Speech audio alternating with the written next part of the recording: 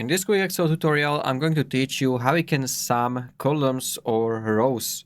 So this is really easy to do. And as an example, I prepared this small sheet with the different products and then the sales per different years. So firstly, let's say I would like to calculate total sales for all 4 years for product A. So I'm going to select the cell where I want to get the result. And now we want to go to home. And we want to find AutoSum, so it's on the right side over here. Just click on it.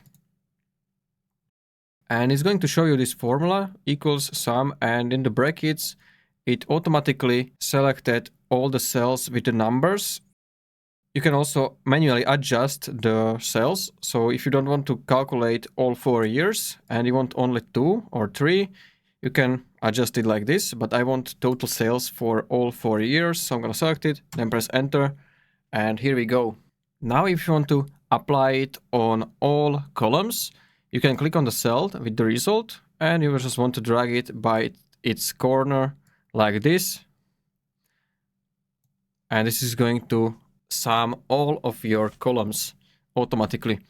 There is also a quicker way how you can do it. It's by using shortcut. So let's say I'm going to remove this product C result and I'm going to press on the cell and you want to press on keyboard Alt key and equals like this, then press enter and it's going to sum your column. Now let's move to rows. So as you can see in rows, I have also the year, so number.